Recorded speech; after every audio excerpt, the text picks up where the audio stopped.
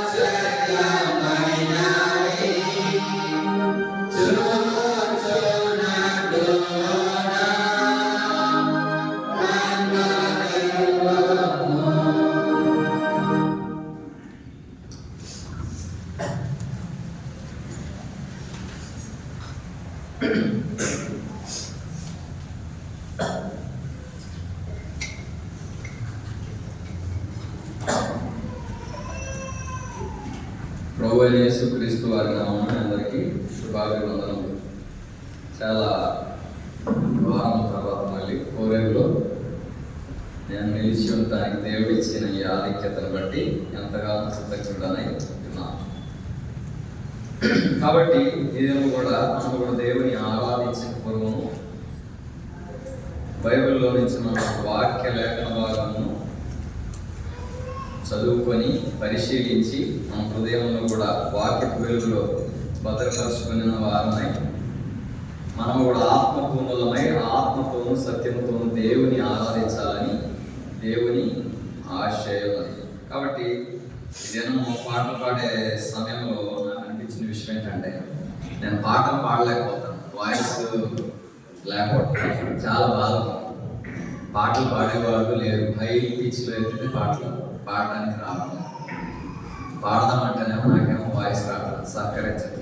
గత 3 వారాలుగా గొంతు మంచిగా లేదు, పాటలు పాడలేకపోతున్నానని చాలా బాధగా ఉన్నాను. నీకు ఎలా ఉందో నాకు తెలియదు, కానీ పాటలు పాడకపోతే నాకు ఏదో బాగుపడుతున్నట్టు. కాబట్టి ఇది మొదటిగా మనం దేవుని దేనితో ఆరాధించవచ్చు అంటే పాటల ద్వారా మనం ఆరాధించవచ్చు.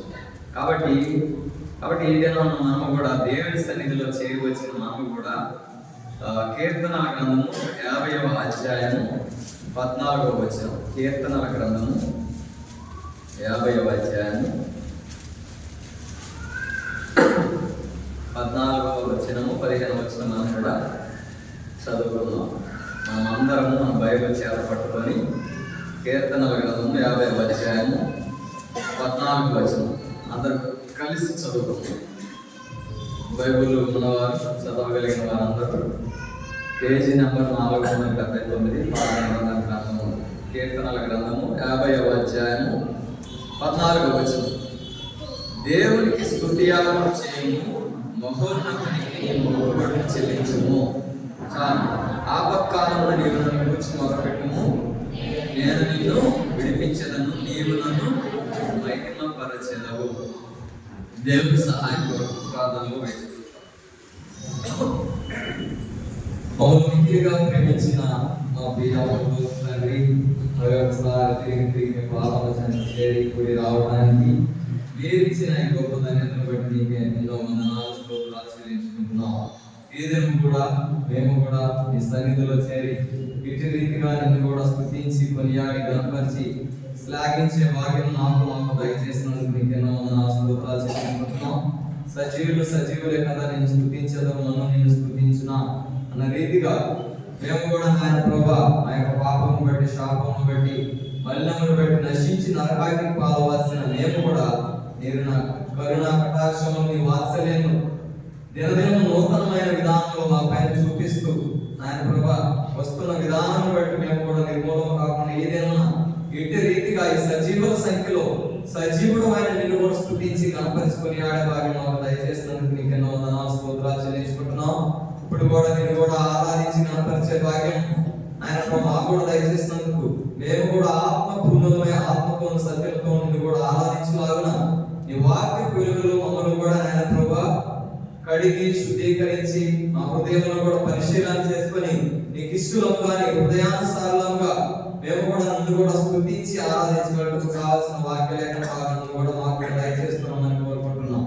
నిలవబడుతున్న నేను కూడా అయోగ్యుడను అపాత్రుడను ఎన్నికలేని వారని ఒప్పుకొంచున్నాను. కూర్చున్న వారి కంటే దీనులను దరిద్రులను పనికిమాలిన వారిని ఒప్పుకొంచున్నాను. నోటి మాంద్యం కలవాడని ఒప్పుకొంచున్న యొక్క ఆలోచనలు తలంపులు మాటలు ఉద్దేశములు విసులు చాటును మీరే మరుగుపరిచి ఏడంతల ఆత్మతో నన్ను కూడా నింపుకొని మీ విడుదల కావాల్సిన ఆత్మీయ వాకులను కూడా విడుదల చేసి వారిని కూడా సంధించే విధముగా సరిచేసే విధముగా నీకు ఇష్టలుగా వారిని కూడా సిద్ధం చేయగలిగినట్టు సహాయం దయచేయమని కోరుకుంటూ సమస్త ఘనత మహిమ ప్రభావాలు మీకే చెల్లిస్తూ మా ప్రభువును రక్షకుడైన యేసు క్రీస్తు వారి నామమున మిక్కిలి వినయంతో ప్రార్థించి అడిగి వేడుకొంచున్నాను తండ్రి. ఆమేన్.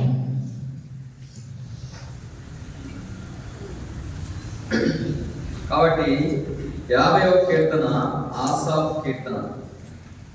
ఎవరి కీర్తన ఇది? ఆసాఫ్ కీర్తన. ఆసాఫ్ కీర్తనలో వారు చెప్పే మాటలు ఏంటంటే మన ధ్యానం కొరకై ఈ దినం మనం కూడా 14వ వచనం మనం ధ్యానం చేస్తాం. దేవునికి స్తుతి యాగము చేయము, మహోన్నతునికి నీ మొక్కుబడులు చెల్లించు. దేవునికి ఏం చేయాలంట? స్తుతి యాగము అంటే రాత్రి కాలం నేను ధ్యానించేటప్పుడు స్తుతి యాగము అంటే ఏమిటి అని ఇంగ్లీష్లో దాని యొక్క మీనింగ్ చూసినప్పుడు ఇంగ్లీష్లో దాని మీనింగ్ ఏముందంటే థ్యాంక్స్ గివింగ్. ఏముందంట? Thanksgiving. కాబట్టి కృతజ్ఞతార్పణ అని వస్తుంది ఇంగ్లీష్లో. కాకపోతే ఈ స్తుతి యాగం ఇంగ్లీష్లో ట్రాన్స్లేషన్లో ఏమొచ్చిందంటే థ్యాంక్స్ గివింగ్ అని వచ్చింది. కాబట్టి థ్యాంక్స్ అని ఎప్పుడైనా ఎవరికైనా ఎప్పుడు చెప్తాం మనము? ఎప్పుడు చెప్తాం థ్యాంక్స్ అని? చెప్పాలి. ఏదైనా సహాయం చేసినప్పుడు, మనకి ఏదైనా ఇచ్చినప్పుడు, మనం ఏదైనా ఒకరి నుంచి పొందుకున్నప్పుడు మనం ఏం చెప్తామంటే థ్యాంక్స్ అని చెప్తాం. చాలా మంది మానవుల్లో కూడా ఈ హ్యాబిట్ అనేది, ఈ అలవాటు అనేది అందరికి ఉండదు.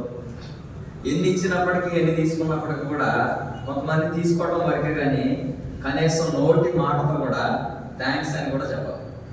వాడిని ఏమంటారంటే కృతజ్ఞత లేని వారు అంటారు.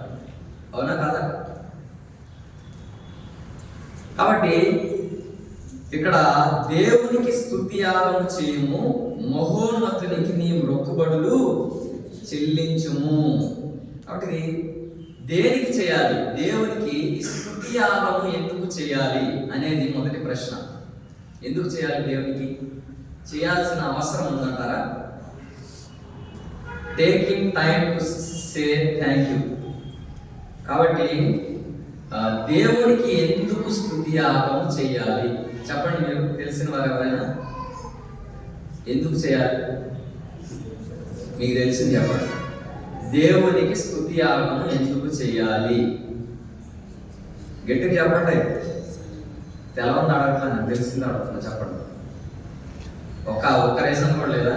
దేవునికి థ్యాంక్స్ చెప్పడానికి ఒక్క ఏమంటారు రీజన్? తెలుగులో ఏమంటారు?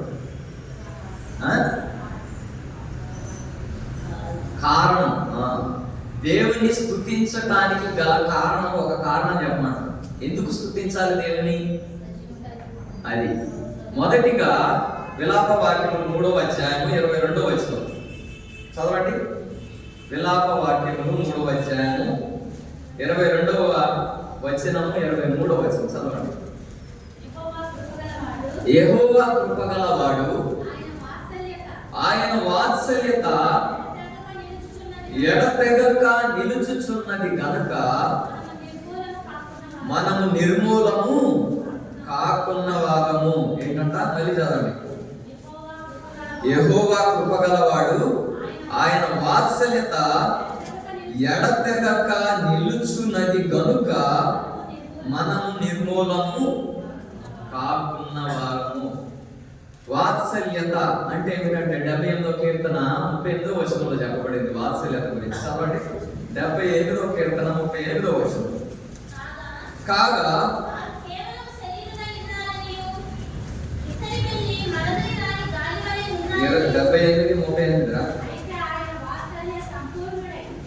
అయితే ఆయన వాత్సల్య సంపూర్ణుడై వారిని నశింపజేయక వారి దోషము పరిహరించువాడు. అయితే ఆయన వాత్సల్య సంపూర్ణుడై వారిని నశింపజేయక వారి దోషమును. వాత్సల్యత అంటే ఇప్పుడు ఇక్కడ మనం ఏ విధమైన వారమంట? వారిని నశింపజేయక వారి దోషమును పరిహరించువాడు. కాబట్టి మనం చేసిన పాపమును బట్టి, మనం చేసిన దోషమును బట్టి, మన అతిక్రమ క్రియలను బట్టి మనం ఏం చేయబడాలంట? నశించి నరకాగ్నికి వెళ్ళవలసిన మరణం కూడా ఆయన ఆ విధముగా చేయకుండా ఆయన వాత్సల్య సంపూర్ణుడై వారిని నశింపజేయక వారి దోషము పరిహరించువాడు. వాత్సల్యత అంటే ఎవరంటే మనుషులు వాత్సల్యత గలవారంటారా? ఇక్కడ చూడాలి, నా వైపు చూడండి, బైబిల్కి వెళ్ళి చూడదు. వాత్సల్యత అంటే ఏంటంటే మనము ఎవరికైనా కీడు చేశామంటే వారికి కీడుకు బదులు మనకు మేలు చేశారంటే వారు వాత్సల్య సంపూర్ణుడు. ఇటు లక్షణము ఎవరిలో ఉంటది? మనుషులలో ఉంటది అంటారా? మనుషులు ఏ విధంగా ఉంటారంటే మనము మేలు చేశామంటే మనకు మేలు చేస్తారు, మనము మేలు చేసినా ఒక్కోసారి కీడు చేస్తారు, మనం కీడు చేసామనుకో మనకు ప్రతి కీడు చేస్తారు. కాబట్టి మనము ఏ విధముగా జీవించినప్పటికీ, దేవుని ఆజ్ఞలను ఎన్ని విధాలుగా మనము విడిచిపెట్టినప్పటికీ, దేవునికి వ్యతిరేకముగా మనం ఎన్నిసార్లు జీవించినప్పటికీ కూడా ఆయన ఏ విధముగా ఉన్నాడంట మన పట్ల? అయితే ఆయన వాత్సల్య సంపూర్ణుడై, వాత్సల్యత కలిగాలండి. ఇక్కడ వాత్సల్యతలో కూడా ఆయన ఏ విధముగా ఉన్నాడంట? సంపూర్ణుడై.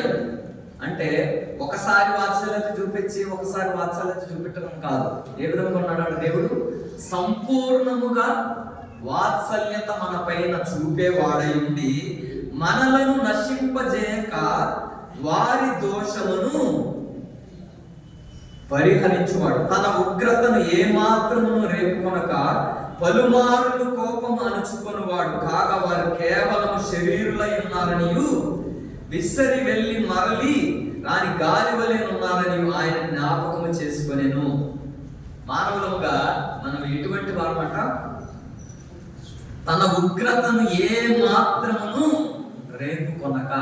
కాబట్టి మనం యొక్క చేసిన క్రియలను బట్టి దేవునికి వ్యతిరేకముగా మనం ఎన్నిసార్లు జీవించినప్పటికీ, దేవుని సన్నిధికి అనేక మార్లు రానప్పటికీ, దేవుని అనేక మార్లు మనం స్తుతించినప్పటికీ, ఆరాధించినప్పటికీ, కొనియాడినప్పటికీ, ఆయన సన్నిధిని, సహవాసమును, ప్రార్థనను విడిచిపెట్టినప్పటికీ కూడా దేవుడు వాటన్నిటిని కూడా ఏమీ గుర్తుపెట్టుకోకుండా తన ఉగ్రతను ఏమాత్రము రేపుకొనక పలుమారులు కోపము అణుచుకొనివాడు. ఏంటంట? ఎన్నిసార్లు కోపం వచ్చినప్పటికీ కూడా దేవుడు ఏం చేస్తున్నాడంట? ఆ కోపాన్ని మన పైన చూపించకుండా, ఆ ఉగ్రతను రేపుకోకుండా మా పలుమారులు కోపం అణుచుకొనివాడు. ఎందుకంటే వారు కేవలం శరీరులై ఉన్నారనియు. ఏంటంట? వారు కేవలం శరీరులై ఉన్నారనియు విసరి వెళ్ళి మరలారాని గాలి వలె ఉన్నారనియు ఆయన జ్ఞాపకము చేసుకుని. మానవులముగా మనం ఎటువంటి వారమంట? మన జీవితం ఏం పాటిదంట? విసరి వెళ్ళి మరలా తిరిగి రాని గాలి వంటి వారమంట. ఏంటంట? గాలి ఇప్పుడు ఇటు నుంచి ఇటు వస్తుంది, మళ్ళీ అటు వెళ్తుంది. అది ఒకసారి వచ్చిన గాలి అటు వెళ్ళిపోతుంది. మానవుని యొక్క జీవితం కూడా ఎటువంటిదంటే, మన నికోలస్ చెప్పాడు. ఏమని చెప్పాడు? ఒక చిన్న నీటి బొట్టు లాంటిదంట జీవితం. ఎంతదంట? 75% ఈ యూనివర్స్ లో ఉన్న 75% నీరు శాతం ఉందంట. 25% మాత్రమే భూమి ఉంది. ఏంటి? 100% లో 75% ఈ భూమి అంతా నీరు చేత నింపబడినది. 25% మాత్రమే భూమి చేత, అంటే ఈ ఏమంటారు, భూమి అంటే మట్టి ఇది ఉందన్నమాట. దాని మీద మనుషులు నివసించడానికి సహకారం కలుగుతుంది. కాబట్టి ఈ 75% మానవుని యొక్క జీవితం ఏంటిదంటే ఒక చిన్ని నీటి బొట్టు. చెప్పాడు కదా, అది కూడా ఎగ్జాంపుల్ చెప్పాడు. ఇందులో 1 లీటర్ నీళ్లు ఉన్నాయి. లీటర్ నీళ్లలో ఒక చిన్న చుక్క ఎంత అయితో మన జీవితం కూడా ఎంత అంతే. కానీ మనము దేవునికి వ్యతిరేకముగా జీవించేవారు కదా. మన ఆయుష్ ఎంత అంట? మన ఆయుష్ ఎంత అంట? ఇంతలో కనబడి అంతలో మాయమయ్యే ఆవిరి వంటి వారం, ఇంకా గడ్డి పువ్వు లాంటి వారం, ఇంకా చేద నుండి జారే నీటి బిందు బ్రతుకు. మంచి పాట. ఏం పాట? యేసు కన్న వసుదలో యువమెవ్వరు, క్రీస్తు కన్న సృష్టికే మూలమెవ్వరు. యేసు కన్న వసుదలో యువమెవ్వరు, క్రీస్తు కన్న సృష్టికే మూలమెవ్వరు. గడ్డి పువ్వు వంటిది నీదు జీవితం, ఇంతలోన కనబడి మాయమవును. గడ్డి జారడి నీటి బిందు బ్రతుకయో, చేదండి జారడి నీటి బిందు బ్రతుకయో. జారుచున్న బిందువును ఆపసాధ్యమా, జారుచున్న బిందువును ఆపసాధ్యమా. యేసు కన్న వసుదలో దైవమెవ్వరు, క్రీస్తు కన్న సృష్టికే మూలమెవ్వరు. ఏంటంట? గడ్డి పువ్వు వంటి జీవితం, ఇంకా చేద నుండి జారే నీటి బింది బ్రతుకు, ఇంకా విసరి వెళ్ళే గాలి లాంటి జీవితం. ఇంకోటి ఏం చెప్పా? చదివా కదా ఇప్పుడే. ఎంత? 70 చదవండి మళ్ళీ. విసిరి వెళ్ళి మరలా రాని గాలి వలె ఉన్నారని ఆయన జ్ఞాపకము చేసుకొనెను. కాబట్టి మనం ఏంటో, మన పరిస్థితి ఏంటో, మన జీవితం ఏంటో, మన ఎంత బ్రతుకు దేవుడికి తెలుసు. కాబట్టి దేవునికి మన గురించి తెలుసు. కాబట్టి మన పైన ఆయన ఉగ్రతను చూపించట్లేదంట. మన పైన ఆయన కృప చూపిస్తూనే ఉన్నాడు. నేను ఇచ్చింది అలాగే జీవితము, చిన్న జీవితము.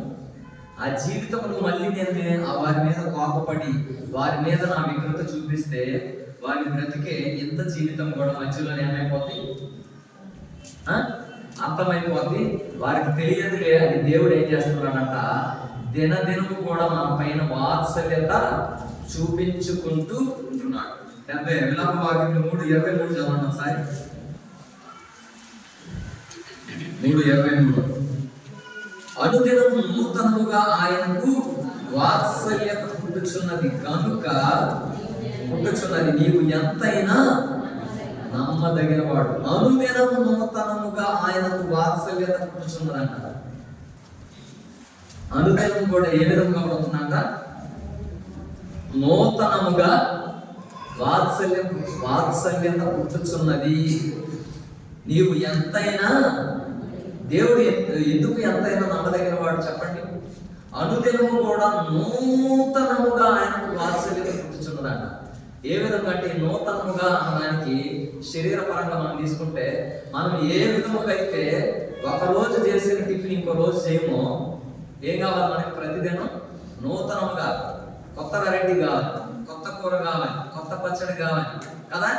ప్రతిదినం కూడా తినది మళ్ళీ తినకుండా మెను మార్చుకుంటూ వెళ్ళిపోతాం. అదే విధముగా దేవుడు కూడా ఈ రోజు చూపిన కృప రేపు చూపించట్లేదంట, రేపు ఇంకో నూతనమైన కృప.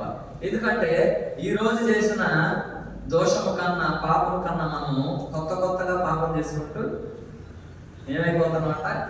ఏ విధంగా అయితే శరీరమైన ఆహారం చేసుకుంటూ వెళ్ళిపోతున్నామో, అలాగే దేవుని ఎడల తప్పిదములు చేసే విషయంలో కూడా నూతనమైన విధానముగా చేసుకుంటూ వెళ్ళిపోయే వారముగా ఉన్నాం. ఆయన కూడా, మనం కూడా ఏ విధముగా అయితే తప్పిపోయే వారముగా ఉన్నామో, అదే విధముగా ఆయన కూడా నూతనముగా మన పైన ప్రతి దినము కూడా వాత్సల్యత పుట్టుచున్నది కనుక ఆయన ఎంతైనా నమ్మదగిన దేవుడు. కాబట్టి 100వ కీర్తన 4వ వచనంలో ఒక మాట ఉన్నది. 100వ కీర్తన 4వ వచనం చదవండి. 100వ కీర్తన 4వ వచనం. కృతజ్ఞతార్పణలు చెల్లించుచు ఆయన గుమ్మములలో కీర్తనలు పాడుచు ఆయన ఆవరణములలో ఏ విధంగా ప్రవేశించాలంట చెప్పండి? కృతజ్ఞతార్పణలు చెల్లించుచు ఆయన గుమ్మములలో ప్రవేశించుడి. తర్వాత కీర్తనలు పాడుచు ఆయన ఆవరణములలో. కాబట్టి ఏనాడన్నా మనం మందిరానికి పాటలు పాడుకుంటూ ఏనాడన్నా వచ్చామా? ఎంతమంది ఉంది అనుభవం? ఎత్తటి చేయబారు. నేను పాటలు పాడుకుంటూ హ్యాపీగా ఉండి దేవుని మందిరానికి వచ్చాను. జెస్సీ పొద్దున్న 9ంటికి రెడీ అయిపోతాను.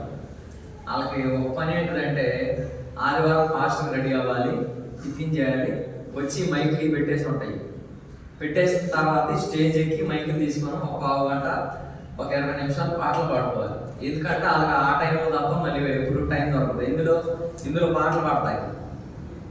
ఎందుకంటే ఆదివారం ఆ స్టేజ్ ఎక్కించి పాడేసలేదు. కాబట్టి ఆ దొరికిన సమయం ఏంటంటే మందిరంలో ఎవరు ఉండరు, మైకులు పెట్టేసి వాళ్ళ దారుణాలు వెళ్ళి స్నానాలు చేసి రెడీ అయ్యి రావాలి. ఆ సమయంలో మందిరంలో ఎవరు ఉండరు. ఇక స్విచ్లు నొక్కుకోవడం, మైకులు కొట్టుకోవడం, నేను కాళేశ్వరం పాటలు పాడుకుంటాను. కాబట్టి మనము కూడా ఏ విధముగా దేవునికి కృతజ్ఞత స్తుతియాగం చెల్లించాలంటే, ఇక్కడ స్తుతి అర్పణ కీర్తన అంటే కృతజ్ఞతార్పణలు చెల్లించుచు ఆయన గుమ్మములలో ప్రవేశించుడి, కీర్తనలు పాడుచు ఆయన ఆవరణములలో. ఏంటంట? కీర్తనలు పాడుచు కృతజ్ఞతార్పణలు చెల్లించుచు ఆయన మందిరములో. అది ఎప్పుడు మనం చేయగలమంటే, దేవుడు మనకు ఏమి చేశాడో, మనం ఏమి పొందుకున్నాము అన్నది మనం గ్రహించినప్పుడు మాత్రమే మనం ఆ పని చేయగలం. అంతేనా? చాలా మంది పిల్లలు ఉంటారు, నీకు అర్థం అవ్వాలని చెప్తున్నాను. చాలా మంది పిల్లలు ఉంటారు, తల్లిదండ్రులు బాగా కష్టపడి పని చేసేవారు ఉంటారు. చాలా కష్టపడి పని చేసేవారు ఉంటారు. వాళ్ళు బాగా కష్టపడి వీరికి ఏ బాధ, ఏ కష్టము, ఏ నష్టము, ఏ ఇరుకు, ఏ ఇబ్బంది లేకుండా వారికి కావలసినవన్నీ కూడా వారికి సమకూర్చబడతారు. చదువు విషయంలోనైతేనేంటి, బట్టల విషయంలోనైతేనేంటి, లేకపోతే ఫీజుల విషయంలోనైతేనేంటి, అన్ని సమకూర్చి పెడతారు.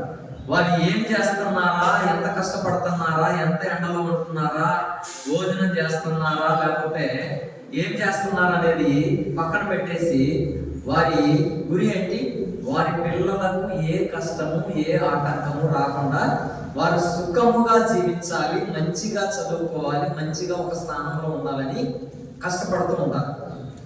అది ఎరిగిన కొందరు పిల్లలు ఏం చేస్తారంటే, వారి పరిస్థితులను బట్టి, వారి తల్లిదండ్రుల పరిస్థితులను బట్టి అర్థం చేసుకొని వారి యొక్క కోరికలు ఏమన్నా ఉన్నాయనుకో వాటికి తగ్గించుకొని, అయ్యో నా తల్లిదండ్రులు నా కోసం ఇంత చేశారు, నేను వారిని కష్టపెట్టకూడదు, ఉన్న దానిలోనే సర్దుకొని ఉండాలని మైండ్ సెట్ కలిగిన వారు కొందరు ఉంటారు. అలా కాకుండా వారు ఏమన్నా అయిపోని, వారు ఎంతన్నా కష్టపడి వారు ఏమన్నా చేసుకొని నాకు కావాల్సింది మాత్రం నాకు కావాలి అంతే.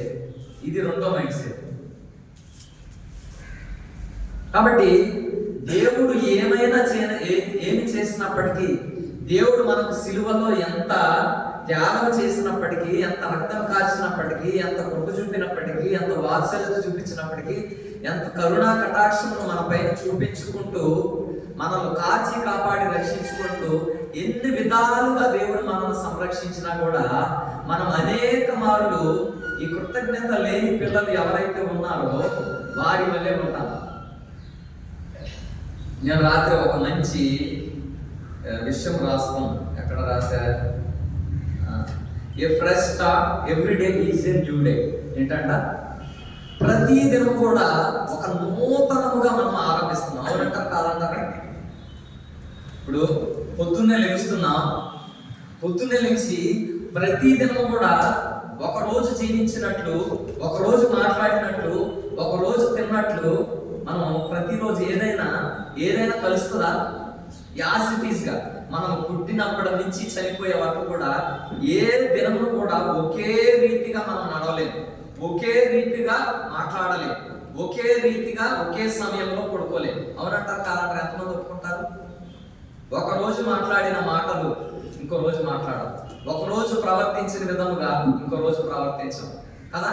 ఒక రోజు తిన్నది ఇంకో రోజు అదే ఏమని రాసుకున్నానంటే, every day is a fresh start, every day is a new day. ప్రతి దినం కూడా ఏంటంట? సండే స్కూల్ పిల్లలు ఎక్కడన్నా ప్రతి దినం కూడా నూతనమైన దినం. అవునంటారు కాదంటారా? ఈ దినాన ఇంతమంది ఉన్నాం కదా. ఎందుకు రాగలిగాం దేవుని సన్నిధికి? ఎందుకు రాగలిగాం? మనం బ్రతికి బట్ట కట్టాం కాబట్టి ఈ రోజున దేవుని సన్నిధికి రాగలిగాం. మా నాన్నగారే ఉన్నారు, చనిపోయారు, ఉన్నారు మన మధ్యలో. ఆయన వెంటప్పుడు మనం శ్రేష్ఠులమే కదా. అంటే సజీవులముగా దేవుని స్తుతించే భాగ్యము మనకు దేవుడు దయచేశాడు కాబట్టి అది ఒక కారణం కాదంటారా దేవుని స్తుతించడానికి? నువ్వు నడవగలుగుతున్నావు, అది దేవునికి ఒక గొప్ప మేలు చేసినట్లు కాదా? నువ్వు గాలిని పీల్చుకోగలుగుతున్నావు, అది దేవుడు చేసిన కార్యం కాదంటున్నారా? నువ్వు తినగలుగుతున్నావు, అది దేవుడు చేసిన కార్యం కాదంటున్నారా? మీకు ఇంకా దేవుడు ఏమేమి చేస్తున్నాడో మీకు అర్థం అవ్వాలంటే ఏదైనా మంచి క్యాన్సర్ హాస్పిటల్కి వెళ్ళండి, లేకపోతే ఏదైనా పెద్ద హాస్పిటల్కి వెళ్ళండి. దేవుడు ఏమేమి చేస్తున్నాడో, ఏ విధముగా మనల్ని నడిపిస్తున్నాడో మనకు అర్థం అవ్వాలంటే హాస్పిటల్కి వెళ్తేనే మనకు అర్థమవుతుంది. డైలీ ఇంట్లో వండుకుంటున్నాం తింటున్నాం అంటే అర్థం అవుతుంది దేవుడు చేసే మేలు. కాళ్ళు లేని, నేను ఒక హిందీలో మంచి పాట చూశాను. ఏంటంటే అందులో చాలా మంది కళ్ళు లేని వారు ఉన్నారు, కాళ్ళు లేని వారు ఉన్నారు, అవయవాలు లేని వారు ఉన్నారు. కళ్ళు లేని వారి జీవితం ఏ విధంగా ఉంటుంది? జీవితం అంతా అంధకారమైంది కదా. ఎందుకు ఆ జీవితం ఎందుకు? ఇంకా దేవుడు మనకు కళ్ళు ఇచ్చాడు, అన్ని చూడగలుగుతున్నాం, నోరు ఇచ్చాడు, మాట్లాడగలుగుతున్నాం, కాళ్ళు ఇచ్చాడు, నడవగలుగుతున్నాం, చేతులు ఇచ్చాడు, పని చేసుకోగలుగుతున్నాం. ఇది దేవుని కృప కాదంటారా? అర్థమవుతున్నా మనకి దేవుని కృప ఏ విధంగా ఉందో మన పట్ల. దేవుడు ఎంత నమ్మదగిన వాడో మనకు అర్థం అవ్వట్లేదు, ఎందుకంటే గ్రహింపు లేని వారముగా ఉంటున్నాం. మొదటిగా దేవుని ఎందుకు ఆరాధించాలంటే దేవుడు ఇచ్చిన జీవితమును బట్టి సర్వ అవయములు అన్ని కూడా సక్రమంగా దయచేసి ఎవరి మీద ఆధారపడకుండా మన పని మనమే చేసుకొని దేవుని సన్నిధికి వచ్చి దేవుని ఆరాధించే కలిగే భాగ్యం దేవుడు మనకి ఇచ్చిన దాన్ని బట్టి మనం కూడా దేవుని ఆరాధించవలసిన వారమై ఉన్నాం. కాబట్టి చాలా వచనాలు ఉన్నాయి, కానీ నేను ఎక్కువ సమయం లేదు కాబట్టి 1 Thessalonians chapter 5 verse 17 చదవండి. తెస్సలోనికైలకు రాసిన పత్రిక 5వ అధ్యాయం 17వ వచనం. ప్రతి విషయమునందును కృతజ్ఞతాస్తుతులు చెల్లించుడి. ఇలాగు చేయుట మళ్ళీ చదవరా? ప్రతి విషయమునందును కృతజ్ఞతాస్తుతులు చెల్లించుడి. ఇలాగు చేయుట యేసుక్రీస్తునందు మీ విషయంలో దేవుని చిత్తం. ప్రతి విషయం ముందును ఏం చేయాలంట? కృతజ్ఞతాస్తుతులు చెల్లించుడు ఇలా చేయట యేసుక్రీస్తునందు మీ విషయంలో దేవుని చిత్తం. ప్రతి విషయంలో కూడా దేవుని స్తుతించే వారముగా ఉన్నామా, ఆరాధించే వారముగా ఉన్నామా, స్తుతి యాగం అర్పించే వారము. ప్రతి విషయంలో ఈరోజు లేవగలిగావు, దాని గురించి దేవుని స్తుతించావా? ఈరోజు నువ్వు తినగలిగావు, దేవుని స్తుతించావా? ఈ దేవుని మందిరానికి నడిచి రాగలిగావు, మంచి ఆరోగ్యం దయచేశాడు, స్తుతించావా? ఇన్ని విషయాలు ఉన్నాయి, మనం గ్రహింపలేకపోతున్నాం. ఎందుకంటే ఎవ్రీథింగ్ ఈజ్ కమింగ్ ఇన్ ఫ్రీగా వచ్చే ప్రతి దానికి కూడా ఏముండదంట, వాల్యూ ఉండదంట. ఎగ్జాంపుల్ తీసుకున్నట్లయితే గాలి మనం పీల్చుకుంటున్నాం, ఎలా వస్తుంది? మనకి ఫ్రీగా వస్తుంది, దానికి వాల్యూ ఉందా? కరోనా సమయంలో ఆక్సిజన్ తక్కువైపోయింది, కొనుక్కున్నాం, దానికి వాల్యూ ఉందా? ఆక్సిజన్కి అప్పుడు వాల్యూ ఉంది, ఇప్పుడు మళ్ళీ ఫ్రీగా పీల్చుకుంటున్నాం. దేవుడు మనకిచ్చే ఆ సూర్యరశ్మి, దేవుడు మనకిచ్చే గాలి, దేవుడు మనకిచ్చే నీరు, దేవుడు మనకిచ్చే ఆహారం, దేవుడు మనకిచ్చే వర్షము, దేవుడు మనకిచ్చే ఆరోగ్యము, ఇవన్నీ ఏ విధంగా వస్తున్నాయంటే ఫ్రీగా వస్తున్నాయి, డబ్బులు పెట్టట్లా. కాబట్టి అందుకనే మనం దేవుడిని స్తుతించలేని వారముగా ఉన్నాం. కాబట్టి మొదటి దశలోనికైనా రాసిన పత్రిక 5వ అధ్యాయం 17వ వచనంలో ఏం చెప్తుందంటే, ప్రతి విషయమందును కృతజ్ఞతాస్తుతులు చెల్లించుడి. చెల్లించలేని వారముగా ఉన్నాం, కృతజ్ఞతాహీనులుగా ఉన్నాం. ఒక పాట ఉంది మంచిది, కృతజ్ఞత లేని వారు వేల కొలదిగా కూలినను, కృతజ్ఞత లేని వారు వేల కొలదిగా కూలినను, కృప వెంబడి కృప ఆనంద యాత్ర, ఇది ఆత్మీయ యాత్ర, యేసుతో నూతన యెరూషలేము యాత్ర, యేసుతో నూతన యెరూషలేము యాత్ర. కాబట్టి కృతజ్ఞత లేని వారు వేలాదిగా ఏమైపోయారంట, కూలిపోయారంట. కాబట్టి ఇశ్రాయేలీయుల యొక్క జీవితంలో చూసుకున్నట్లయితే ఐగుప్తు నుండి కనానుకు చేరే విషయంలో దేవుడు వారికి అనునిత్యము కూడా ఏం చేస్తూ వచ్చాడు? తినటానికి ఆహారం, తాగటానికి పానీయము, ధరించుకోవటానికి వస్త్రాలు. అయినప్పటికీ కూడా దేవుని ప్రజలైన ఇశ్రాయేలీయులు మోషే మీద దేని కొరకు సరిగారంట? మేము ఐగుప్తులో ఆగడ్డలు తిన్నాం, ఐగుప్తులో ఈ ఉల్లిపాయలు తిన్నాం, ఐగుప్తులో ఆ పచ్చిమిరకాయలు తిన్నాం, ఆ మాంసం తిన్నాం, ఈ మాంసం తిన్నాం అని ఏం చేశారంట? శనికి సంహారకుని చేతిలో ఏమైపోయారంట? సంహరింపబడిన వారిలో వారు మాంసం తిని ఆ మాంసము వారి పళ్ళు సందుల్లో ఉండగానే వాళ్ళు ఏమైపోయారంట? ఎంత పెద్ద మాట తెలిసి మాట. మాంసం దేవుడు ఇచ్చాడంట, ఇచ్చిన తర్వాత ఆ మాంసం తిన్న మాంసం వారి పళ్ళు సందుల్లోనే ఉందంట. ఆ పళ్ళు సందుల్లో తీసుకోకముందు వాళ్ళు ఏమైపోయారంట? చనిపోయిన వారు. అదే చెప్తున్నాడు, కృతజ్ఞత లేని వారు వేలాదిగా కూలిపోయారు. కాబట్టి దేవుని సన్నిధిలో చేరిన నీకు నేను కూడా ఏం చెల్లించాలంట? స్తుతి యాగము. దేవుడు మన నుంచి ఏమి కోరట్ల. 50 అధ్యాయం 7వ వచనం చదవండి. కీర్తనలు 50 అధ్యాయం 7వ వచనం చదవండి రండి. కీర్తనలు 50 అధ్యాయం 7వ వచనం. నా జనులారా నేను మాట్లాడబోచున్నాను, ఆలకించుడి. ఇశ్రాయేలు ఆలకింపుము. నేను దేవుడను, నీ దేవుడను, నేను నీ మీద సాక్ష్యము పలికెదను. నీ బలుల విషయమై నేను నిన్ను గమనించడం లేదు. నీ దహన బలులు నిత్యము నా ఎదుట కనబడుచున్నవి. నీ ఇంట నుండి కోడెనైనను, నీ మందలో నుండి పుట్టేళ్లనైనను నేను తీసుకొనను. అడవి మృగములన్నీ, వేయి కొండల మీద పశువులన్నీ నావే కదా. కొండలలోని పక్షులన్నిటిని నేను ఎరుగుదును. పొలములలోని పశువాదులు నా వశమై ఉన్నవి. లోకమును దాని పరిపూర్ణతయు నావే. నేను ఆకలి గొనినను నేను నీతో చెప్పను. వృషభముల మాంసము నేను తిందునా, పొటేళ్ల రక్తము త్రాగుదునా. దేవునికి స్తుతి యాగము చేయము, మహోన్నతునికి నీ మొక్కుబడులు చెల్లించుము. ఏంటంట? దేవునికి మన కోడెలు కావాలా? దేవునికి మన పొటేళ్లు కావాలా? దేవునికి మన అర్పణలు కావాలా? ఏం కావాలి మనకి దేవుడు? వేలాది నదులంత విస్తార తైలము నీకిచ్చిన చాలునా. వేలాది నదులంత విస్తార తైలము నీకిచ్చిన చాలునా. సర్వఫలమైన నా జ్యేష్ఠ పుత్రుని నీకిచ్చిన చాలునా. గర్భఫలమైన నా జ్యేష్ఠ పుత్రుని నీకిచ్చిన చాలునా.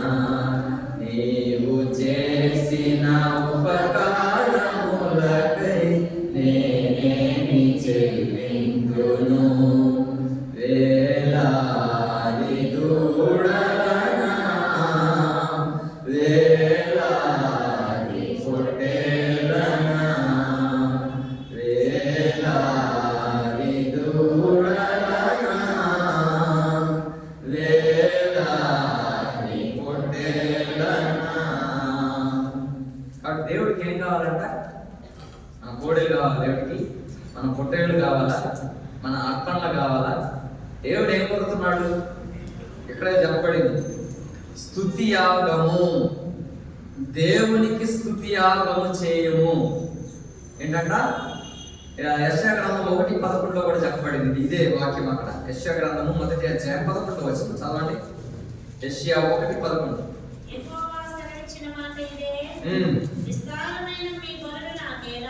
విస్తారమైన మీ బలులు నాకేలా, దహన బలులకు పొట్టేళ్లను, బాగుగా మేపిన దూడల కొవ్వును నాకు వెక్కసమాయను. కోడెల రక్తమందైనను, గొర్రెపిల్లల రక్తమందైనను, మేకపోతుల రక్తమైనను నాకు ఇష్టం లేదు. నా సన్నిధిని కనబడవాలని మీరు చూచుచున్నారే, వచ్చుచున్నారే. నా ఆవరణములు త్రొక్కుటకే మిమ్మల్ని రమ్మనుచున్న వాడెవడు? మీ నైవేద్యము వ్యర్థము, అది నాకు అసహ్యము పుట్టించు ధూపార్పణము, దానిని తేకుడి. ఏంటంట? నా సన్నిధిని కనబడవాలని మీరు వచ్చుచున్నారే. దేనికి వస్తున్నా? దేవుని సన్నిధికి కనబడటానిక? ఆదివారం నామకార్థానికి వస్తున్నాం దేవుని సన్నిధికి. ఆదివారం మేము క్రైస్తవులము దేవుని సన్నిధికి వెళ్ళాలి కాబట్టి వస్తున్నామా? దేనికి వచ్చేది? దేవుని వాక్యం ఏమి సెలవిస్తుందంటే, నా సన్నిధిని కనబడవాలని మీరు వచ్చుచున్నారే, నా ఆవరణములు త్రొక్కుటకే మిమ్మల్ని రమ్మనుచున్న వాడెవడు? దేవుని సన్నిధికి వచ్చి దేవుని సన్నిధిని మన కాళ్ళకు త్రొక్కి వెళ్ళిపోటాక దేవుడు రమ్మనేది మనల్ని. దేనికంటే రమ్మనేది దేవుడు మనల్ని? దేనికి రమ్మంటున్నాడు? కనబడటానిక? లేకపోతే వచ్చి కూర్చొని పాటలు పాడితే వాక్యం చెప్పేసి వెళ్ళిపోవటానికి? దేనికి వచ్చేది దేవుని సన్నిధికి? అర్థమవుతుందా? ఇక్కడ చూడండి, దేనికి దేవుని సన్నిధికి వచ్చేది? కనపడటానిక? లేకపోతే ఏమంటారు దాన్ని? నామకార్థానిక? లేకపోతే హాజరేయించుకోవటానిక? అటెండెన్స్ వేయించుకోవటానిక? లేకపోతే మేము కూడా క్రైస్తవులము, మేము కూడా విశ్వాసులము, మేము కూడా మందిరానికి వెళ్తాం, మేము భక్తి చేస్తాం, మాకన్నా భక్తి పరులు ఎవరు లేరని చూపించుకోవడానికి దేవుని సన్నిధికి వచ్చేది? ఇక్కడ ఏం చెప్తుందంటే దేవుని వాక్యం, నా సన్నిధిని కనబడవాలని మీరు వచ్చుచున్నారే, నా ఆభరణములను త్రొక్కుటకు మిమ్మల్ని రమ్మనుచున్న వాడెవడు? మీ నైవేద్యము వ్యర్థము, అది నాకు అసహ్యము పుట్టించు ధూపార్పణము, దాని నికల్తేకుడి. కాబట్టి ఎవరెవరైతే దేవుని వాక్యం సెలవిచ్చే మాట ఏంటంటే, నేను కాదు సెలవిచ్చే మాట, ఓకేనా? నేను సెలవిచ్చే మాట కాదు. దేవుడు మీ అర్పణలను అడగట్లేదు. మొదటిగా దేవుడు మీ కోడెలను కూడా అడగట్లేదు. దేవుడు మీ పొట్టేలను కూడా అడగట్లేదు. దేవుడు ఏమి కూడా అడగట్లేదు. దేవుడు ఏమడుగుతున్నాడు? స్తుతియాగము. నేను చేసిన మేలును బట్టి, నేను చేసిన త్యాగమును బట్టి, నా బలి అర్పణను బట్టి, నేను దేని నిమిత్తమై ఈ భూలోకంలోనికి వచ్చానో నా త్యాగమును నీవు గుర్తించగలిగిన ఎడల, ఆ త్యాగమును నీవు గుర్తించి నన్ను మహిమపరిచి నన్ను స్తుతించి గణపరిచిన ఎడల అది చాలా అంటున్నాడు. ఏమంటున్నాడు దేవుడు? దేవుడికి కావాల్సింది ఆ కృతజ్ఞత, ఆ స్తుతి. కాబట్టి కూడా దేవుని స్తుతించలేని వారముగా, దేవుని యొక్క గొప్పతనను గ్రహించలేని వారముగా ఉంటున్నాం. కాబట్టి యెషయా గ్రంథం 51వ అధ్యాయం 17వ వచనం, 10 నిమిషాలు ముగించేస్తా. యెషయా గ్రంథము 51వ అధ్యాయం 17వ వచనం. యెరూషలేము లెమ్ము లెమ్ము, యెహోవా క్రోధ పాత్రను 51:17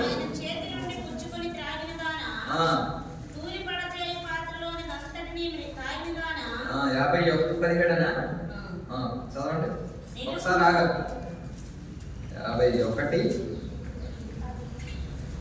51:11 క్షమించండి, 17 అని చెప్పారు. యెహోవా విమోచించిన వారు సంగీత నాదముతో సియోనుకు తిరిగి వచ్చెదరు. నిత్య సంతోషము వారి తలల మీద నుండును. వారు సంతోషానందము గలవారగురు. దుఃఖమును నిట్టూర్పును తొలగిపోను. ఎవరంట వీరు? యెహోవా విమోచించిన వారు సంగీత నాదముతో సియోనుకు. నువ్వు దేవుని ఆరాధించలేకపోతున్నావు, దేవునికి స్తుతి చెల్లించలేకపోతున్నావు అంటే నువ్వు ఎక్కడ లేవు? ఎక్కడ లేవు? విమోచింపబడిన జనాంగములు లేవు.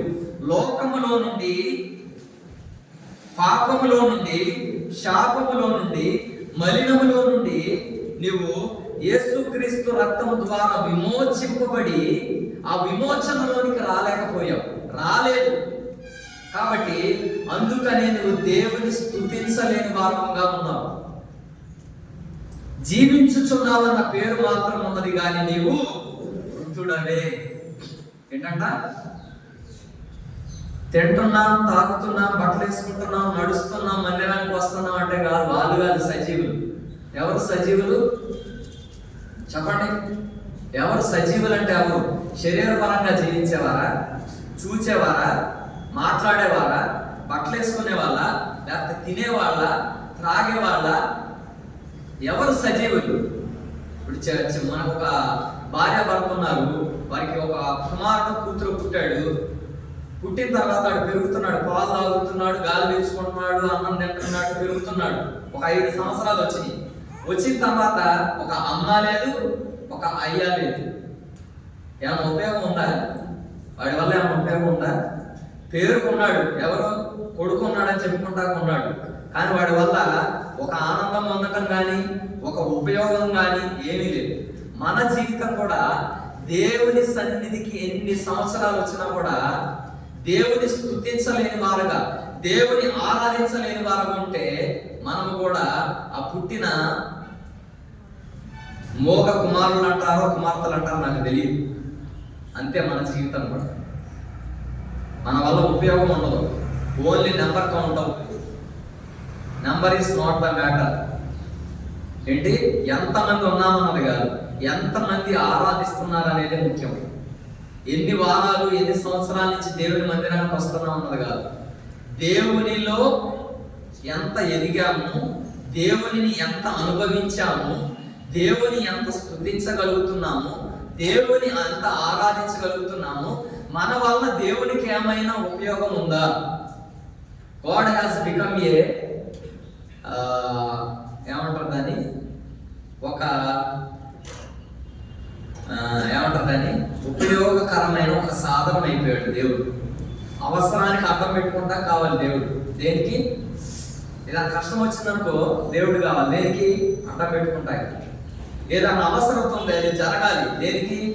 అవసరం తీరడానికి దేవుడు కావాలి. అన్ని మన స్వప్రయోజనముల కొరకే కానీ దేవునికి ప్రయోజనకరమైన జీవితం మన జీవితంలో లేదు. కాబట్టి 50 కీర్తనలు 14 వచనంలో ఏం చెప్తున్నారంటే చదవండి. దేవునికి స్తుతియాగము చేయము, మహోన్నతునికి నీ మొక్కుబడులు ఏంటి? మొక్కుబడులు ఏంటి? మళ్ళీ ఇక్కడ ఓస్ అన్నారు. ఇంగ్లీష్ లో ఏమంటే స్తుతి యాగము అంటే థ్యాంక్స్ గివింగ్ అని చెప్పబడింది. మొక్కుబడులు అంటే ఓస్. ఓస్ అంటే ఏంటి? ఇంగ్లీష్ ఇంకో model oh I make an oh to the God అంటే దేవునితో ఒక ప్రమాణం చేశాను, ఒక నిబంధన చేశాను. ఏమని చేశావు? రక్షింపబడిన ఓ విశ్వాసి నువ్వు బాప్తిసం తీసుకునేటప్పుడు దేవునితో చాలా ప్రమాణాలు చేశావు. ఏమని? ఈ దినము నుంచి నేను నీ కొరకు నమ్మకముగా జీవిస్తాను, నమ్మకమైన సాక్షిగా ఉంటాను, నిన్ను స్తుతిస్తాను, నిన్ను ఆరాధిస్తాను. లోకమైన లేకపోతే కుటుంబమైన హింస అయినా కరువైన ఖడ్గమైన బాధ అయినా కానీ నేను విడిచిపెట్టను. ఏంటంట? విడిచిపెట్టను. ప్రతి విశ్రాంతి దినం కూడా పోగొట్టకుండా నీ సన్నిధికి వస్తాను, నిన్ను ఆరాధిస్తాను.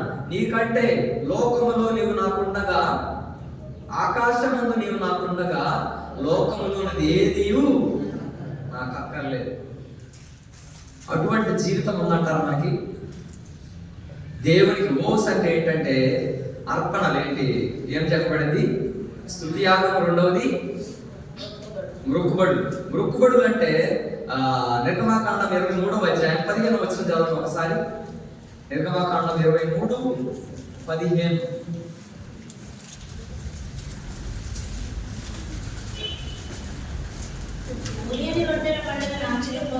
ఆఖరి లైన్ 16వ వచనం పైన ఒక లైన్ ఉందట. చదువు. నా సన్నిధిని ఎవడును వట్టి చేతులతో కనబడకూడదు. ఏంటంట? చాలా ఉంది, మనం సమయం లేదు కాబట్టి నేను అవన్నీ చెప్పట్లా. నా సన్నిధిని ఎవడును వట్టి చేతులతో కనబడకూడదు. ఏంటంట? కాబట్టి దేవుని ఎరిగిన మన యొక్క జీవితంలో నేను just I'm just giving a comparison between the people who do not know the God and who know the God. అంటే దేవుని ఎరిగిన వారికి దేవుని ఎరుగని వారికి ఉన్న మధ్య ఉన్న వ్యత్యాసం గురించి చెప్పాలనుకుంటున్నాను ఈ వచనం దగ్గర. ఇప్పుడు హిందువులు ఉన్నారు, ఏదైనా గుడికి వెళ్ళేటప్పుడు ఒట్టి చేతులు ఎప్పుడన్నా అంటారా? ఏమేమి తీసుకెళ్తారు వాళ్ళు?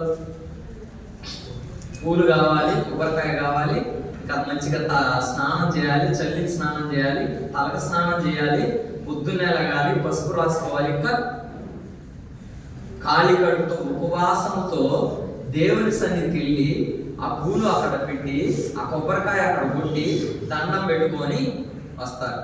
అంత భక్తి మన దగ్గర ఉందంటారా? కనీసం వాళ్ళ ఇంట్లో పూలు లేకపోయినా ఇంటి పక్కనలో కంచెల్లో ఏమైనా పోసుకొని వెళ్తారు. అర్థమవుతుందా నేను చెప్పేది?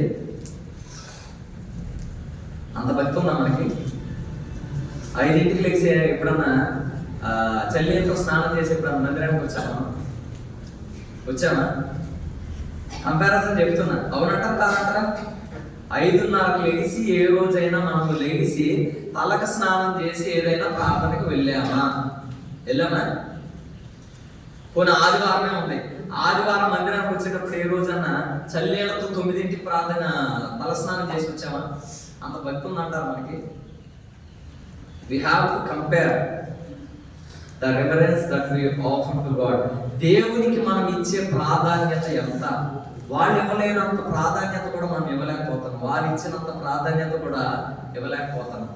ప్రతిసారి అర్థం చంపలేసుకుంటారు. మేము తప్పు చేసాము ఆయన ప్రతిసారి వాళ్ళు ఒప్పుకుంటారు దేవుడి దగ్గర. మనం దేవుడి సన్నిధికి వచ్చి ఎన్ని విషయాలలో తప్పిపోయినప్పటికీ కూడా మేము తప్పిపోయాము ఆయన అని మొదటి సంగతిగా మనం ఏనాడు చేస్తామా? అనేక విషయాల్లో తప్పిపోతాం. కానీ తప్పిపోయినప్పుడు కూడా మనం దేవుని సన్నిధికి వచ్చి మొదటిగా చేయవలసిన పని ఏంటంటే, నేనా ఈ వారం అంతా మేము ఈ విషయాల్లో తప్పిపోయే మమ్మల్ని క్షమించు అని క్షమాహృదయం కలిగిన వారమై ఆయనతో ఏక సంబంధం కలిగిన వారమై ఆయన స్తుతించి ఆరాధించే వారం ఉండాలని దేవుని ఆశయం ఉన్నది. కాబట్టి ఇర్మియా గ్రంథము జెరెమియా చాప్టర్ 6 and verse 20 4 వచనాలు చూసి నిన్ను ముగించేస్తాను. Jeremiah chapter 6 and verse 20. ఇర్మియా గ్రంథము 6వ అధ్యాయం 20వ వచనం. శాబా నుండి ఇవ్వచ్చు సామ్రాణి నాకేలా, దూర దేశం నుండి వచ్చి మధురమైన చెరుకు నాకేలా, మీ దహన బలులు నాకు ఇష్టమైనవి కాదు, మీ బలుల యందు నాకు సంతోషము లేదు. చాలు. ఏంటంట? ఆయన ఏమి కోరట్లేదంట. ఏమి కోరుతున్నాడంటే కీర్తనలు 51:17 చదవండి. విరిగిన మనసే చదవాలి. విరిగిన మనసే దేవునికి ఇష్టమైన బలులు. దేవా, విరిగి నలిగిన హృదయమును నీవు అలక్ష్యము చేయువాడవు కాదు. ఏంటంట? విరిగిన మనసు ఎవరికి ఇష్టమంట? స్తుతి యాగము. స్తుతి యాగము అంటే యాగములో ఏమేమి ఉంటాయండి? యాగం అంటే ఏంటంటే ఇటుకలు పెడతారు, 4 పెట్టి అందులో కొన్ని కట్టెలు వేస్తారు. కట్టెలు వేసిన తర్వాత నూనె పోస్తారు, అంతే కదా. నూనెలు గింజలు అవన్నీ వేసి కాల్చేస్తారు. అవన్నీ కాలిపోయిన తర్వాత ఆ కాలిపోయిన దానిలో నుంచి ఏమొస్తుందంటే మంచి వాసన వస్తుంది. కాబట్టి మనం కూడా దేవుడికి ఏం అర్పించాలంటే రాతి గుండె దేవునికి ఇష్టమైనది కాదు. దేవునికి వ్యతిరేకమైన హృదయం దేవునికి ఇష్టమైనది కాదు. వ్యతిరేకమైన పనులు చేసుకుంటూ దేవుడి సన్నిధికి వచ్చి ఆయన స్తుతించి ఆరాధించడం కాదు. ఆయన కావాల్సింది ఏంటంటే విరిగిన మనస్సే దేవునికి ఇష్టమైన బలులు. కాబట్టి విరిగి నలిగిన హృదయంతో మనము దేవుని స్తుతించే వారముగా ఉండాలని దేవుని కీర్తనలు 30:9 చదవండి. కీర్తనలు 39.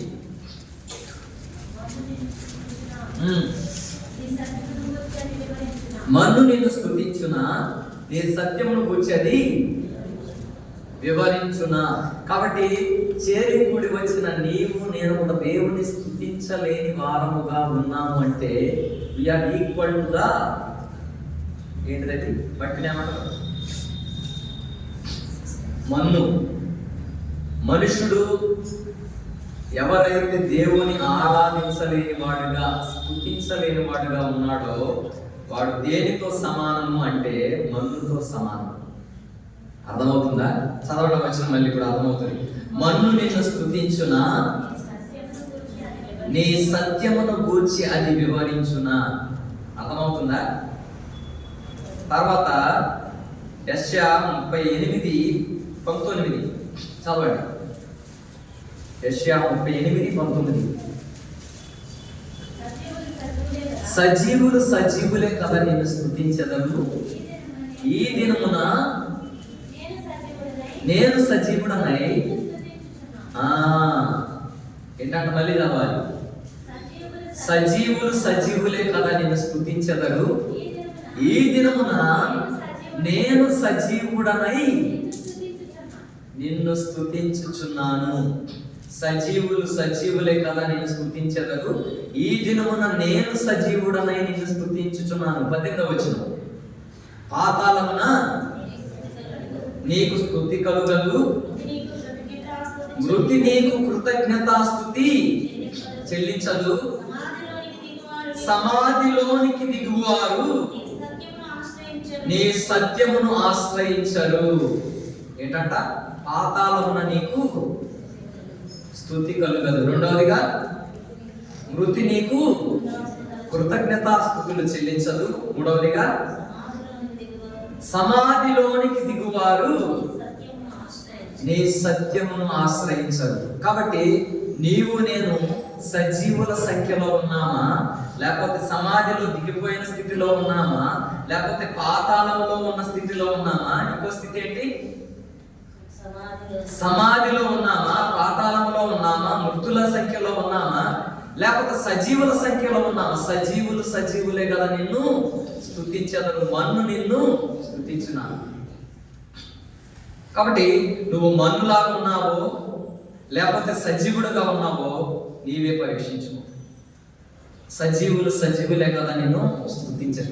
ఈ రోజు సజీవుడిపై దేవుని సన్నిధిలో వచ్చిన నీవు నేను సజీవులముగా దేవుని స్తుతించి ఆరాధించాలి. ఆఖరిగా హోషేయ గ్రంథము 14వ అధ్యాయం 2వ వచనం చదివి మనము ముగించుకుందాం. హోషేయ గ్రంథము 14వ అధ్యాయం 2వ వచనం. మాటలు సిద్ధపరచుకొని యెహోవా యొద్దకు తిరుగుడి. మాటలు సిద్ధపరచుకొని యెహోవా యొద్దకు తిరుగుడి. మీరు ఆయనతో చెప్పవలసినదేమనగా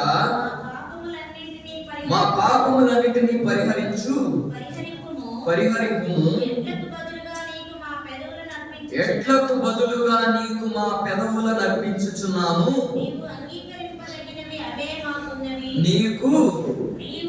నీవు అంగీకరింపదగినవి అవే మాకు ఉన్నవి. అంత గొప్ప మాట తెలుసు. ఇక్కడ దేవుడు ఏం కోరలేదంటే మన నుంచి కోడెలు పుట్టేలు మాంసము రక్తం కోరట్లేదంట. మాటలు సిద్ధపరచుకొని యెహోవా యొద్దకు తిరుగుడి. మీరు ఆయనతో చెప్పవలసినదేమనగా మా పాపములన్నిటినీ పరిహరింపుము.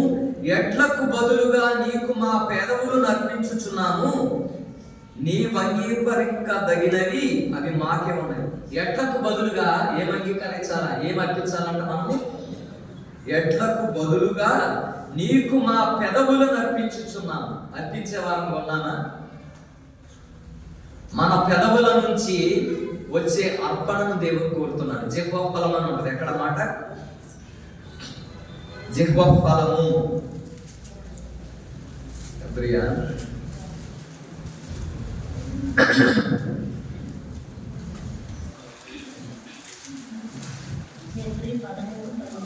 చదవక మాట చదువు. కాబట్టి ఆయన ద్వారా మనము దేవునికి ఎల్లప్పుడూ స్తుతియాగం చేయుదుము అనగా ఆయన నామమును ఒప్పుకొనుచు జిహ్వ ఫలము అర్పించుదము. ఆయన నామమును ఒప్పుకొనుచు. ఇక్కడ ఎట్లకు బదులుగా మా పెదవులను అర్పించుతున్నాము. కాబట్టి దేవుడు ఏమో కోరుతున్నాడంటే మన పెదవుల నుంచి వచ్చే ఆరాధనను మాత్రమే కోరుతున్నాడు. కాబట్టి మనం దేవుని ఆరాధించగలుగుతున్నామా? దేవుని స్తుతించగలుగుతున్నామా? నాయన, తండ్రి, అబ్బా అని ఆయన స్తుతించగలిగితే అంతకు మించిన ఆరాధన ఏమీ లేదు. అట్టివారు కావాలని తండ్రి కోరుచున్నాడు. ఎవరు ఎట్టివారు? నోరుతో తెలిసి దేవా నాయన నా కొరకు నువ్వు ఇన్ని చేశావు నాయన, ఇన్ని చేసిన నా తండ్రికి నా హృదయమారా నా స్తుతి అర్పణ అర్పిస్తున్నాను నాయన అని. జిహ్వ ఫలము అంటే ఏంటంటే, నోరుని ఏమంటారు? జిహ్వ ఫలము అంటే ఏంటంటే నోటి నుంచి వచ్చే ఫలమును దేవుడు ఆశిస్తున్నాడు. కాబట్టి చేరికుడి వచ్చిన నీవు నేను కూడా సజీవుల సంఖ్యలో ఉన్నామని చెప్పుకునే నీవు నేను కూడా దేవుడు మన నుండి కోరేది ఏంటంట? జిహ్వ ఫలము. పెదవులను, మంచి మాట 14, మా పెదవులను అర్పించుచున్నాము. పెదవులను దేవునికి అర్పించలేవా? నీ పెదవులు ఎన్ని మాటలు మాట్లాడతావు? వ్యర్థమైన మాటలు. 2 మాటలు దేవునికి ఉపయోగకరమైన మాటలు చేయలేవా? దేవుని స్తుతించలేవా? దేవా నా కొరకు ఇన్ని చేశాను నాయన, నీ కొరకు నేను ఈ స్తుతి ఆరాధన అర్పిస్తాను. 2 మాటలు చేయలేవా? ఇన్ని మాటలు మాట్లాడతామా కదా? కాబట్టి ఈ దినం నుంచి అయినా దేవుడు మనకు చేసిన మేలును బట్టి, ఉపకారమును బట్టి, దేవుడు మనకు మేలు చేయాల్సిందా? మనకి ఇప్పటి వరకు చేసిన దాన్ని మేలును బట్టి మనము ఇక్కడ కీర్తన 103 అధ్యాయంలో ఒక మాట ఉంది. కీర్తన 103 ప్రతిసారి కూడా మనం దేవుని నా ప్రాణమ యెహోవాను సన్నుతించుము, ఆయన చేసిన ఉపకారములను దేనిని. ఎన్ని ఉపకారాలు చేశాడంటే దేవుడు నాకు ఎంతవరకు చేశాడా? లేదు. దేవుడు ఆయన చేసిన ఉపకారములను దేనిని, ఆయన చేసిన ఉపకారములు దేనిని మరొకము అంటే అయిపోయింది సింపుల్ గా. ఆయన చేసిన ఉపకారములను దేనిని అంటే రాగం తీసామనుకో, దేనిని అంటే ఈ దేనిని కింద చాలా ఉన్నాయి. పుట్టినప్పటి నుంచి ఇప్పటి వరకు నీకు కానీ, నీ కుటుంబానికి కానీ, భర్త కానీ, పిల్లలు కానీ, ఉద్యోగ విద్య కానీ, లేకపోతే అనారోగ్యం వచ్చినప్పుడు కానీ, కష్టం వచ్చినప్పుడు కానీ, నష్టం వచ్చినప్పుడు కూడా ఎన్నో మేలులతో నింపాడు దేవుడు. కాబట్టి మనం కూడా ఈ దావీదు వలె నా ప్రాణమా యెహోవాను సన్నుతించుము, నా అంతరంగమున్న సమస్తమా ఆయన పరిశుద్ధ నామమును సన్నిధించుము, నా ప్రాణమా యెహోవాను సన్నిధించుము, ఆయన చేసిన ఉపకారములలో దేనిని మరువకు. కాబట్టి ప్రతిసారి కూడా మర్చిపోతూనే వస్తుంటాం. ఎందుకంటే మనకు కొత్త కొత్త మేలులు కావాలి, కొత్త కొత్త ఆశీర్వాదాలు కావాలి. ఒకసారి చేసిన ఆశీర్వాదం అది ఒకసారి చెప్తాం దేవుడితో వదిలిపెట్టేస్తాం, ఇంకా దాంతో సంబంధం లేదు. మళ్ళీ కొత్త రిక్వైర్మెంట్ వస్తుంది మనకి. పిల్లలు కానీ ఒకటి ఇప్పించామనుకో, అది అయిపోతుంది, థ్యాంక్స్ డాడీ అంటారు, అయిపోయింది. ఇంకా మళ్ళీ ఏం కావాలి? నాకు బట్టలు కావాలి, మళ్ళీ థ్యాంక్స్. వదిలిపెట్టేశాం. మళ్ళీ సైకిల్ కావాలి, థ్యాంక్స్, వదిలేసాం. మన జీవితం కూడా దేవుడు ఎన్ని మేలు చేసినప్పటికీ కూడా జస్ట్ ఒకసారి థ్యాంక్స్ అంటాం, వదిలేస్తాం. అది కాదు స్తుతియాగం అంటే, అది కాదు ఆరాధన అంటే, అది కాదు. ఆయన చేసిన ఉపకారములలో దేనిని కూడా మరవకుండా దేవునికి స్తుతి చెల్లించటమే నిజమైన ఆరాధన. జిహ్వ ఫలము. ఆయన మన నుండి ఏమి కోరుకున్నాడు? నా కుమారుడా నీ హృదయము నాకిమ్ము. దేవుడు కోరుకునేది మన యొక్క హృదయము. మన హృదయములో నుంచే వచ్చే ఆ హృదయమాన అర్పించే ఆ ఆరాధన మాత్రం. అటువంటి జీవితములు కలిగి మనము కూడా దేవుని ఆరాధించడము గాక. ఆమేన్. ఆరాధనల